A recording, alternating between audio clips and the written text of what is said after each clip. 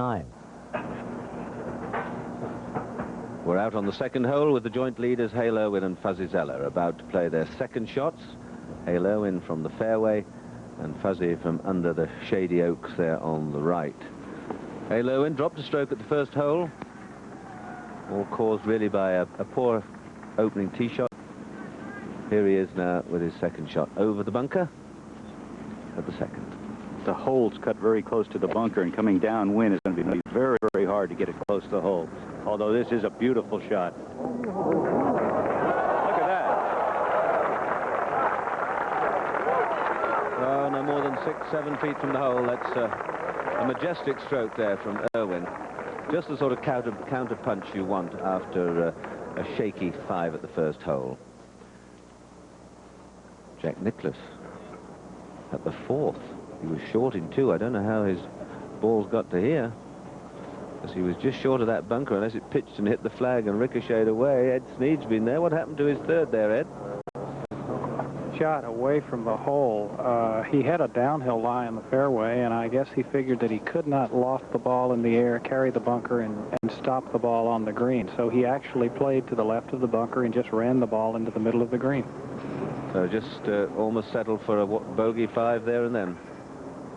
Well, Jack Nicklaus is playing with another of the nation's or the world's great players, Lee Trevino, who opened up by dropping strokes at the first and second holes. In fact, as the players, the last 4 groups, only 3 of these great players have managed to get par 4s at the first hole.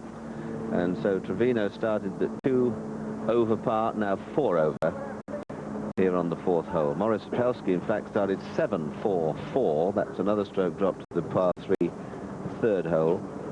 Jim Thorpe dropped a stroke at the opening hole. Greg Norman did, and so did Hale Irwin. But this is Trevino.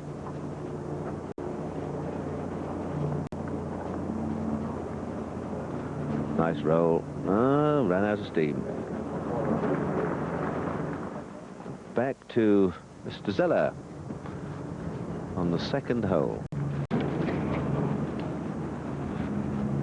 It's his 3rd shot. He just had to hack it out across the fairway.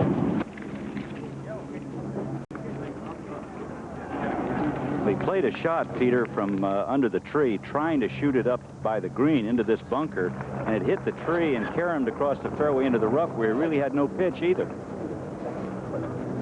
Jack Nicklaus holds his middle putt, but dropped a stroke at the 4th. Fuzzy looks as if he might drop a stroke here at the 2nd.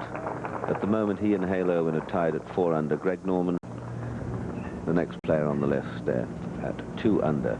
Nobody making any significant moves so far, and at the moment it looks as if, well, anybody keeping to par or just under at this precise moment is in fact making up a bit of ground. Many experts here think that the winning score will perhaps be no more than certainly 3 under par and more likely to be 2 under. But of course there's a lot more golf to be played here today before the champion emerges.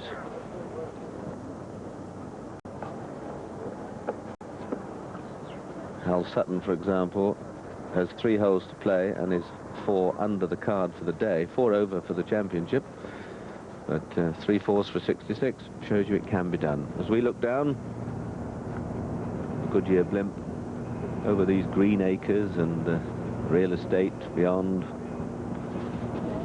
it is very spectacular. It must be a great feeling to be up there floating about above the world. Here you see the spectators ringing those holes. Just look at that. Back to Greg Norman, the Australian, putting for a birdie 3 on the 3rd. Sorry, it's the 3rd hole. He's putting for a birdie 2. Long putt, though.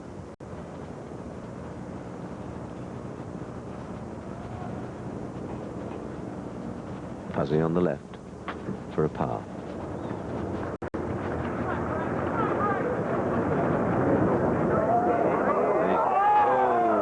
Fuzzy.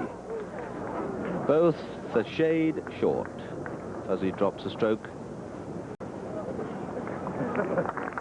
and Greg Norman will have that 3-footer for his par 3 at the third.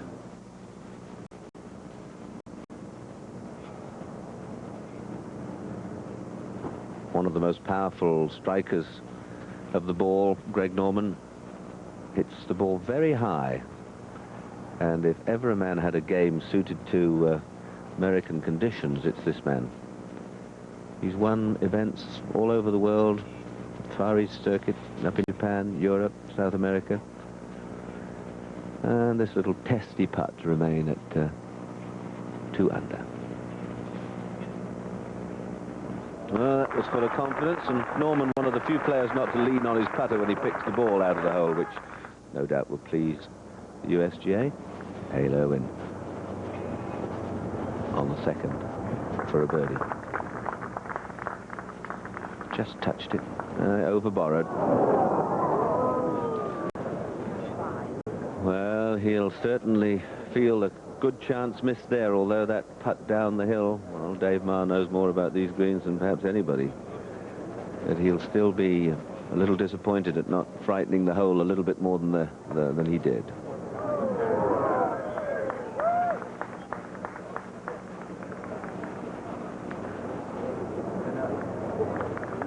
That's a par, and Hale Irwin now has sole possession of the lead, 4 under.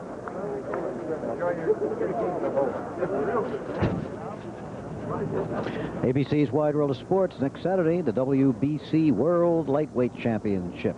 That's Howard Davis, the former United States Olympian, against Edwin Rosario. It'll be live from San Juan, Puerto Rico. Also a special report on the United States track and field trials, getting very, very close to the Olympic Games in Los Angeles now. And these are the final trials that will determine our track and field team, or Peter, as you might say on your side, athletics.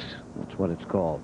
Again, from the Goodyear Blimp Enterprise from Pompano Beach, Florida, that's Dr. Jim Maloney at the controls, a PhD, if you will, David, from Virginia, Vienna, or they may pronounce it Vienna down there, I'm not sure. Cameraman Billy Sullivan, as always. There we are. There's a fine view of the third hole through the trees. The trees here are such a feature of so many of the holes at Wingfoot.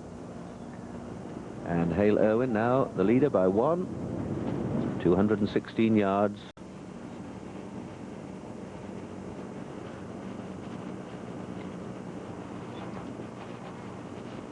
Two iron, Bob Rosberg, do you think? Well, at this moment, the hole is playing straight downwind, and this is one hole you don't want to go over. I would think that maybe Hale is going with a 2, maybe a real hard 3, because you don't want to miss to the right here. There's our camera behind the green showing you. Always looks so much easier from this end, doesn't it? Big, wide green. You wonder what on earth they're doing, messing about short in the bunkers. Oh. That ball's in the left-hand bunker, but if you want to miss, if you do miss the green, you have to miss to the left here to have any chance. Jack Nicklaus at the 5th. Par 5.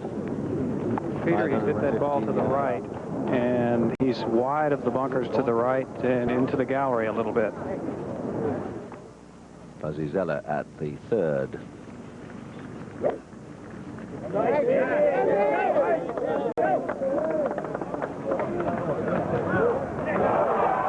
Fine stroke. Well, yesterday they played together and we saw a splendid exhibition of punch and counter-punch, and it looks as if we may be going to have the same sort of thing today, although Hale Irwin just turned over on that little, well, that long iron shot of his. So you've heard from Peter Allis earlier. You heard from Jack Whitaker. There's how they stand. Keep an eye on Tim Simpson and Curtis Strange. Before we do that, why don't we meet our other colleagues in person? Thank you very much, Jim. Peter, not only do we have a very interesting leaderboard, but it has coughed up a very interesting bunch of personalities. Oh, very much so, and 4 different characters indeed, the 4 players under par. You've got Hale Irwin, who looks very much like a professor, a young professor, I hasten to add, who goes about everything very clinically and calmly. The bubbly, effervescent Fuzzy Zeller, whistling his way round, seemingly not to have a care in the world. The very talented young Australian player, Greg Norman, immensely powerful and very talented. And, of course, Jim Thorpe, who's played so very well over the last, what, 2 or 3 championships. He certainly has, and for hunch players out there, Jack Nicklaus has won 4 United States Open titles. He won all 4 of them on Father's Day. And as a great bookie in your country used to always say, make of that what you will. Well, Jack, as a member here, are you pleased with the way things have gone? Oh, tremendously so. Very proud. We always knew this was a great golf course. If they shot 15 under par, I'd still be proud of the golf course and very much in awe of these tremendous players. These are the best players that have ever played the game. I think the course has stood up magnificently well, and I'm very proud of it. Here, here. All right, let's get back to that golf course now and some more action. And the action is Hale Irwin striding up with his own private thoughts of where he went wrong on that long iron shot to this 3rd green. Pulled it into the sand trap to the left side. And really, I must, just to finish off the conversation I had with Jack earlier, congratulate both the club and the USGA for what I'm sure must have been a possible change of heart, because over the 10 years I've been coming to see this championship, there has been enormous criticism by players and, of course, the press that the golf courses have been made too difficult, the rough is too long, removing the art of driving the ball from the tee, all sorts of remarks, some of them totally legitimate, others perhaps a little groundless. But I think this course is magnificent. It's difficult enough, and all congratulations to the club and its officials and the USGA for making a course that's immensely fair. And I think we may see courses no more difficult than this in the future. And why not? It's like asking Sebastian Coe to run in army boots because he goes too quick, or run uphill when doing the mile. It makes a lot of sense, and congratulations, gentlemen. So here's Hale Irwin now, a long way to the top of that bunker and then on to the pin.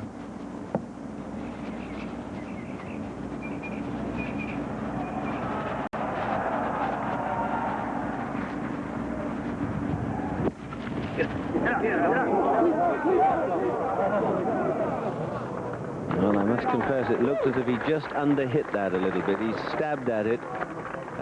Sand looks a little hard, maybe, but he just didn't follow through quite enough to get the ball to run up to the hole.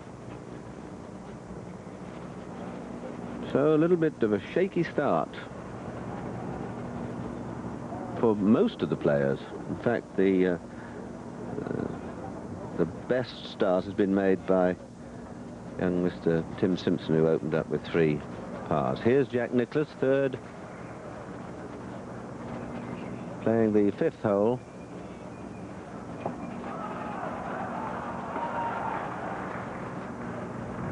And still really not threatening. There you get some idea of the breeze. Quite a bit of breeze, and so many trees here, of course. The players on many occasions can be fooled by the strength of the wind. They're sheltered on the tee or the green, and the wind can very quickly affect the flight of the ball. Fuzzy for birdie 2 at the 3rd. Looks good too. Oh, what a cruncher. Oh, that'll make you feel better very quickly indeed, a few of those. I don't know what it is about a 2 at a short hole. It always makes you feel so much better than a 4 on a par 5. Why it should be, I don't know, but it seems to pull your card or score back so much quicker. Can he do it again? He can.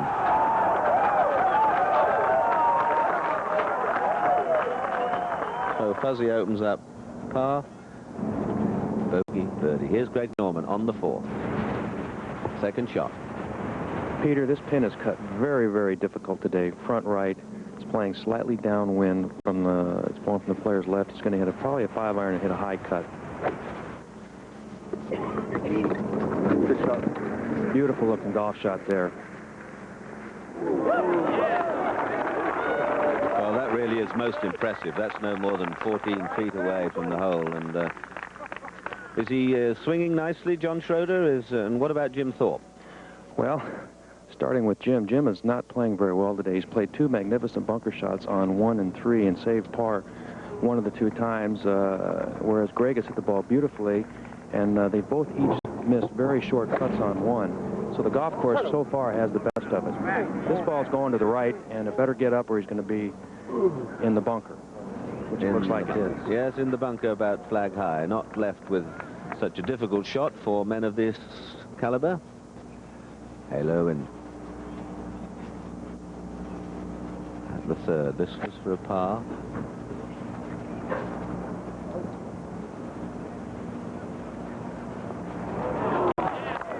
Owen drops the stroke at the short third hole. And so I wonder how many more surprises we're in for before end of play tonight. Well, stick around, you'll see.